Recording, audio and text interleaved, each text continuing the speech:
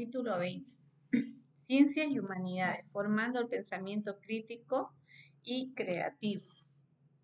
La neurociencia cognitiva comienza a desentrañar los ingredientes neuronales del pensamiento humano, de cómo en el cerebro se elaboran las ideas, esos abstractos que, hilados coherentemente, constituyen el razonamiento hasta alcanzar conocimientos, y también se comienzan a conocer las razones neuronales que distinguen el pensamiento crítico y analítico de aquel otro más primitivo que es el pensamiento mágico. El pensamiento crítico o analítico es el que reflexiona acerca de hechos observados utilizando el método científico, método que, aplicado con rigor y escrutinio, permite elaborar una hipótesis y, basado en ella, realizar experimentos conducentes a comprobarla o rechazarla. Y ello haciéndolo con ideas, filosofía o bien en el laboratorio ciencia. Es un pensamiento que conduce en línea recta, directa y bajo un foco de escrutinio consciente y proceso de razonamiento riguroso, matemático, lógico, a la solución de problemas, y que implica en lo social desterrar su antagónico, el pensamiento mágico. Lo cierto es que todos son tiempos de cambio. Se avisora en el horizonte un cambio de cultura que contempla una educación con la que poder construir un sólido pensamiento nuevo, crítico y creativo, alejando las brumas de ese otro pensamiento más primitivo que ha existido desde el origen mismo de la humanidad pensante y que aún persiste en el mundo y no permite todavía el florecimiento del pensamiento verdaderamente creativo. El pensamiento mágico, el que no relaciona causa-efecto con rigor y critica el hacedor y mantenedor de lo sobrenatural. Es un instrumento ya inútil para avanzar en este mundo nuevo, pues lleva consigo la semilla de lo estéril al aceptar que el mundo está ya construido y terminado y que el hombre solo le queda redescubrirlo.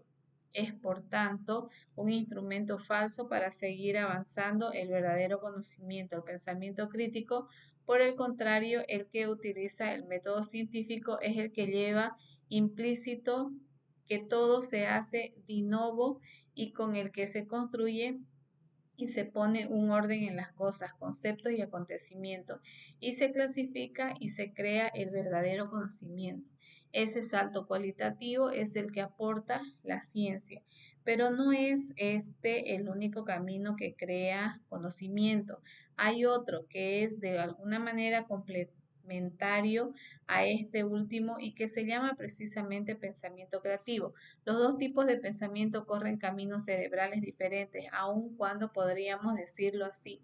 Son complementarios el uno al otro. El pensamiento creativo es aquel que se pone en marcha cuando, tras comenzar a trabajar con un problema, persiguiéndolo, critica y científicamente se llega a la convicción de no poder continuar al no encontrar vía posible por la que alcanzar una solución definitiva. Y en esta situación de incertidumbre y frustración lo aparca y comienza a trabajar o preocuparse de otras cosas. Se dice que en estos casos el individuo se ha olvidado casi por completo de su cuestión no resuelta y comienza a trabajar en otros temas u otros proyectos, pero lo cierto es que el problema sí es de importancia sobresaliente, sigue en su cabeza y preso de una atención inconsciente, y es el trabajo del cerebro bajo esa atención inconsciente el que de pronto, ante un fuerte estímulo externo o espontáneamente sin más, lleva al individuo a una especie de sacudida luminosa y encontrar en ese momento la solución que tiempo atrás fue incapaz de encontrar. Es el caso famoso de Arquímedes y la corona de oro, el rey Hierón y Siracusa, y tantos otros descubrimientos geniales. Es decir, se alcanza la solución del problema de un modo no predecible.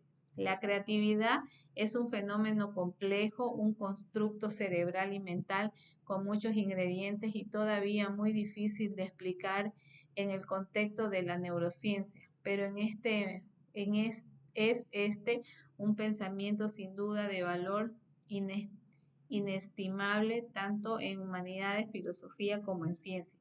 Las sociedades occidentales tienen una necesidad clara de crear un nuevo foco que ilumine, potencie y ponga bajo estudio la formación del pensamiento crítico creativo, es decir, una educación y una enseñanza reorientada hacia ese pensamiento que lleva a alcanzar un conocimiento crítico por lo verdaderamente desconocido, el logro por lo auténticamente nuevo. Y esto debería comenzar en las escuelas, que es donde todavía no se enseña, y digo en las escuelas porque es allí donde realmente se inicia todo y solo si nace allí en los colegios puede alcanzar con pie firme a las universidades. Y en estas últimas reformas, las principales en lo que se refiere a la docencia, pero también a la propia investigación.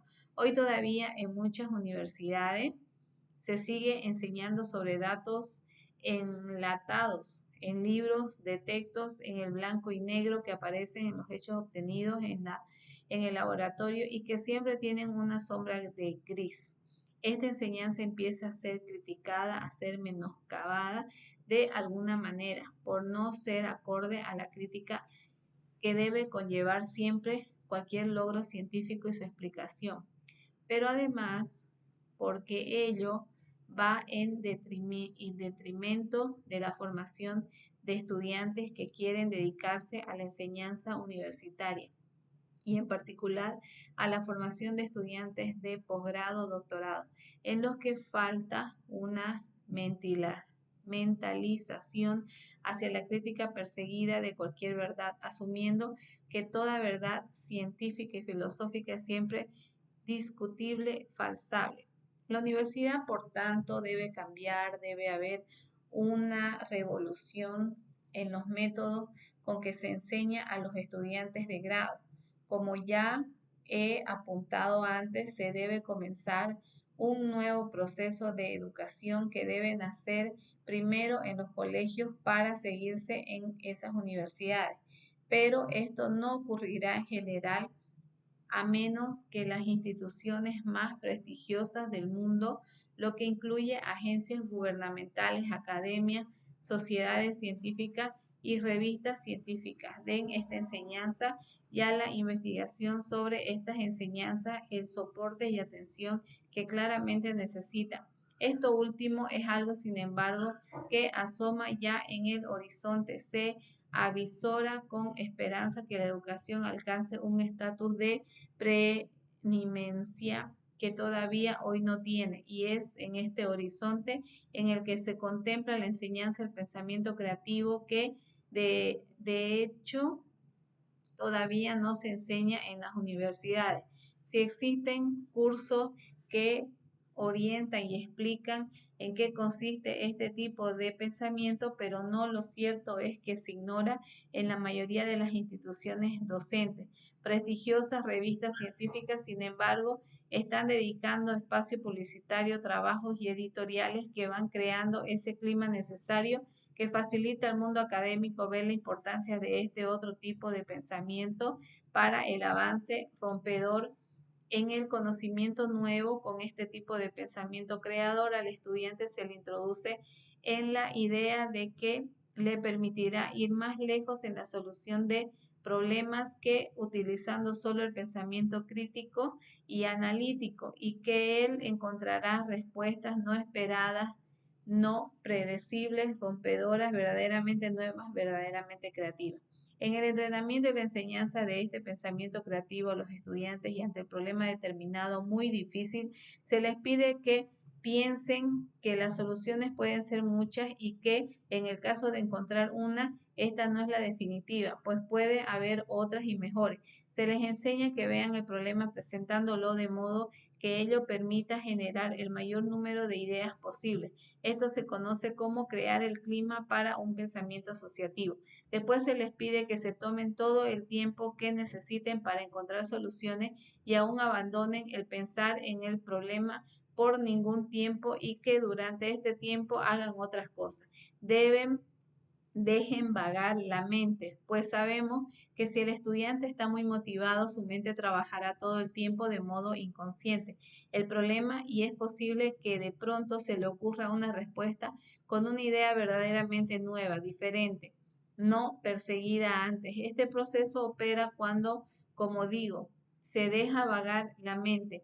Hoy sabemos que este pensamiento y las nuevas ideas que alumbra requiere de un sustrato neuronal diferencial al pensamiento crítico y analítico y que recluta redes neuronales distribuidas en parte por las cortezas temporales de ambos hemisferios cerebrales y en particular en el hemisferio derecho.